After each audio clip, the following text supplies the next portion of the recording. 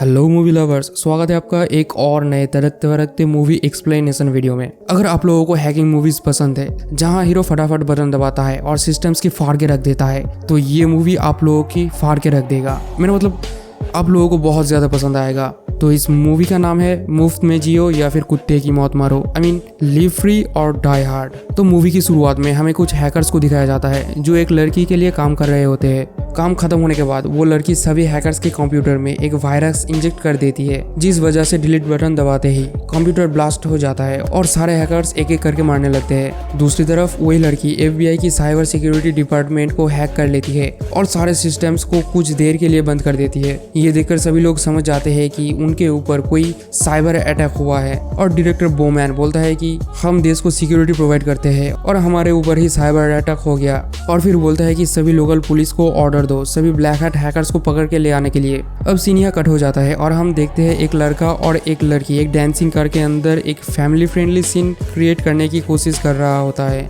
और वो लड़का बलून दबाने की कोशिश करता है, लेकिन लड़की मना करते हुए बोलता है कि मैंने बोला ना नहीं। तभी वहाँ लड़के की डैड आ जाता है और उस बंदे को घसीटते हुए कार से बाहर निकलता है और बातें सुनाने लगता है। ये देखकर बाप की बेटी यानी लूसी बाप पर भड़क जाती है और बोलती है आपकी इस जासूसी की वजह से मैं परेशान हो चुकी हूँ, इसलिए आप दोनों मुझे प्लीज कुछ देर के लिए अकेला छोड़ दो, और वहाँ से चली जाती है।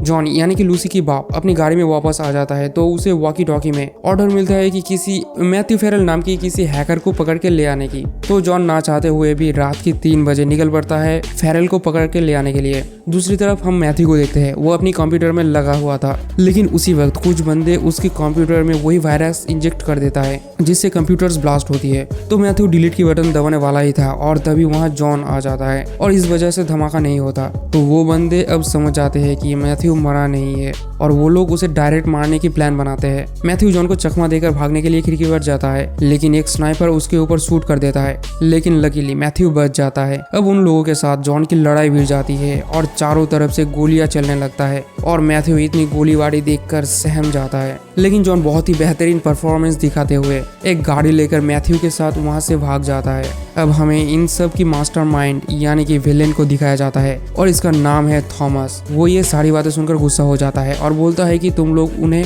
हेलीकॉप्टर से ढूंढो। गाड़ी में मैथ्यू ये सब देखकर बहुत ज्यादा घबरा जाता है और वो पूछता है कि वो लोग आपको मारने के लिए क्यों आए थे। तो जॉन बताता है कि मेरे बच्चे, वो मुझे नहीं तुम्हें मारने के लिए आए थे। जॉन और मैथ्यू गाना सुनते हुए जा रहे थे तो अब थॉमस की बंदी सारे ट्रैफिक लाइट्स को हैक कर लेती है और लाइट्स को उल्टा पुल्टा कर देती है, जिस वजह से चारों तरफ एक्सीडेंट होने लगती है और बहुत लंबी चौड़ी ट्रैफिक जैम लग जाती है। जॉन अब पैदल चलने के डिसीजन लेता है और वो लोग गाड़ी से निकल के चलना शुरू कर देते हैं। दूसरी तरफ एवी ऑफिस में सब देखते हैं कि कोई ट्रैफिक लाइट के साथ साथ ट्रेन और एयरपोर्ट की सिस्टम भी हैक कर लिया है। थॉमस अब एंथ्रेक्स गैस की अलार्म बजा देता है ताकि सभी लोग बिल्डिंग से बाहर सड़क पर आ जाए और भी ज्यादा ट्रैफिक बढ़ जाए। अब थॉमस बोलता है स्टेप 2 शुरू करो। अब सारे शेयर मार्केट की प्राइस धड़ाधड़ से नीचे गिरने लगते हैं। ये देखकर सभी इन्वेस्टर्स की फट के हाथ में आ जाता है और सभी चिल्लाने लगते हैं। ये देखकर थॉमस प्राउड फील करता है। अब जॉन और मैथ्यू बोमैन के पास पहुंच जाते हैं, लेकिन बोमैन उन्हें कोई भाव नहीं देता। तभी थॉमस सारे स्क्रीन्स को हैक करके एक वीडियो चला देता है। ये देखकर मैथ्यू समझ जाता है कि ये एक फायर सेल अटैक है और वो जॉन को समझाने लगता है कि ये फायर सेल आखिर है क्या।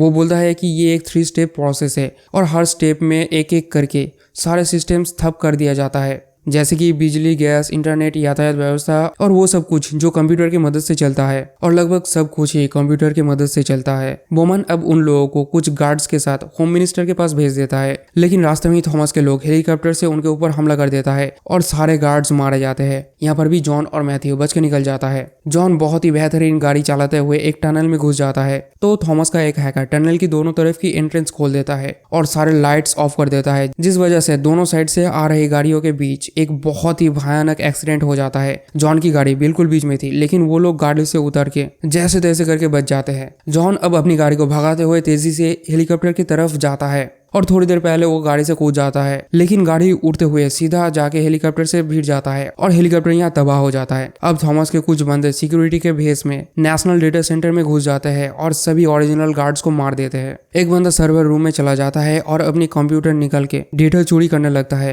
और थॉमस अपने लैब से बैठकर सारा कुछ देख रहा होता है। थॉमस अब अपनी बंदी को एक चुम्मी देकर हेलीकॉप्टर से कहीं भेज देता है और वो सब एक ट्रक लेकर वहां से निकल जाते हैं। दरअसल ये ट्रक ही उन लोगों की लैब है। थॉमस का ट्रक अब पूरी शहर में घूमने लगता है। अब हम देखते हैं जॉन अपने मोबाइल से बोमैन को कॉल लगाने जाता है, लेकिन फेरल उसे रोकते हुए कहता है कि अगर हम अपनी फोन इस्तेमाल करेंगे तो उन्हें हमारे लोकेशन का पता बहुत ही इजीली चल जाएगा। तो जॉन अपना फोन फेंक देता है और एक बंदे का फोन छीनकर बोमैन को कॉल लगा देता है। वो बोमैन को बोलता है कि हम लोग होम मिनिस्टर के पास पहुंच नहीं पाए, वो लोग बीच में ही हमारे ऊपर हमला कर दिया था और सारे सिक्योरिटी गार्ड मारे गए हैं। वो दोनों बातें कर रहे होते हैं और तभी टीवी में एक और वीडियो चालू हो जाता है। सभी लोग वीडियो में देखते हैं कि व्हाइट हाउस एक बहुत ही बड़े धमाके के साथ टूट के गिर जाता है। तो सभी लोग अब दौड़कर सड़क पर जाते हैं व्हाइट हाउस को चेक करने के लिए और सभी लोग देखते हैं कि व्हाइट हाउस बिल्कुल सही सलामत है और सभी समझ जाते हैं कि ये बस एक झूठ है।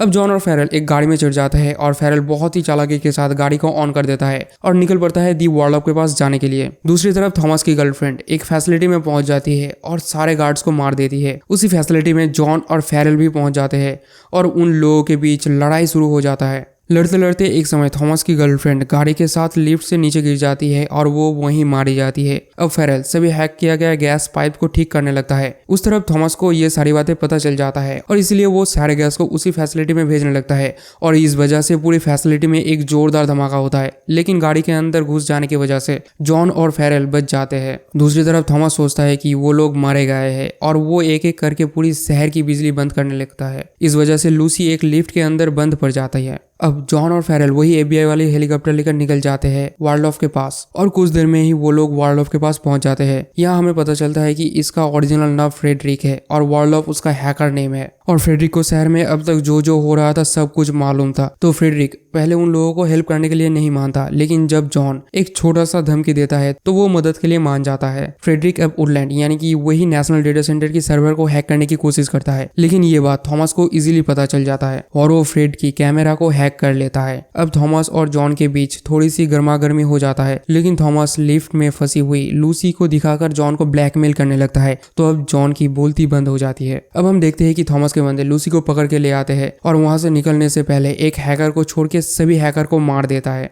दूसरी तरफ जॉन और मैथ्यू भी वुडलैंड पहुंच जाते हैं। थोड़ी देर में ही उनके ऊपर कुछ बंदे हमला कर देता है और इस हमले की वजह से वो दोनों अलग हो जाते हैं। तो जॉन अब एक एक करके सारे बंदे को नॉकआउट करने लगता है, लेकिन एक बंदा बहुत ही फुर्तीला था, बिल्कुल बंदरों की तरह उसके साथ लड़ाई कर रहा था। तो जॉन एक लात मार के एक गैस का पाइप खोल देता है और वो बंदा एक पंखे के बीच गिरकर मारा जाता है। दूसरी तरफ फेरल सर्वर रूम में पहुंच जाता है और सर्वर में एक लॉक लगा देता है, लेकिन तभी वहां एक बंदा आकर उसे पकड़ लेता है और थॉमस उसे अपने साथ लेकर वुडलैंड से निकल जाता है। जॉन उन लोगों की पीछा करते हुए वही लैब ट्रक में चढ़ जाता है और ड्राइवर को मार के ट्रक चलाने लगता है। अब बोमैन थॉमस के पीछे एक जेट प्लेन भेजता है, लेकिन थॉमस उस प्लेन की रेडियो को हैक करके जॉन की ट्रैक को उड़ाने की ऑर्डर देता है। तो वो जेट प्लेन वैसा ही करता है, लेकिन इस बार भी जॉन जैसे तैसे करके बच जाता है और वो जेट प्लेन ब्लास्ट हो जाता है। अब थॉमस की गाड़ी एक गैराज में पहुंचता है जहां से वो लोग सारा सामान लेकर एक प्लेन से भागने वाले थे, लेकिन यहाँ थॉमस फेरल की पांव पर एक गोली करके कहता है कि लॉक को जल्दी से खोलो, नहीं तो तुम अपनी जान से हाथ धो बैठोगे। तो अब फेरल के पास कोई दूसरा ऑप्शन नहीं होता, इसीलिए वो लॉक को खोलने लगता है, लेकिन तभी वहां पर जॉन की एंट्री होती है और वो एक एक करके बहुत सारे बंदों को ढेर कर देता है, लेकिन एक बंदा उसके ऊपर गोली मार के उसे गिरा देता है। अब थॉमस जॉन को पकड़ के उसके कंधे पर बंदूक तान देता है, लेकिन जॉन अपने आप को ही शूट कर देता है, जिस वजह से गोली उसके कंधे के अंदर से होते हुए डायरेक्ट थॉमस को लगता है और फेरल बहुत साहस जुटा के दूसरे बंदे को मार गिराता है। लास्ट सीन में हम देखते हैं कि जॉन और फेरल दोनों ही एम्बुलेंस में है और दोनों पर ही ट्रीटमेंट चल रहा है। यहाँ लूसी अपनी पापा से फेरल के बारे में पूछती है। उसकी एक्सप्रेशन देखकर हमें पता चलता है कि वो फेरल के ऊपर फ्लैट हो चुकी थी और यहाँ होती है मूवी की हैप्पी एंडिंग। तो वीडियो आप लोगों को कैसा लगा कमेंट में जरूर बताना और अगर थोड़ा सा भी अच्छा लगा हो तो एक छोटू सा सब्सक्राइब करके जरूर जाना। Bye bye.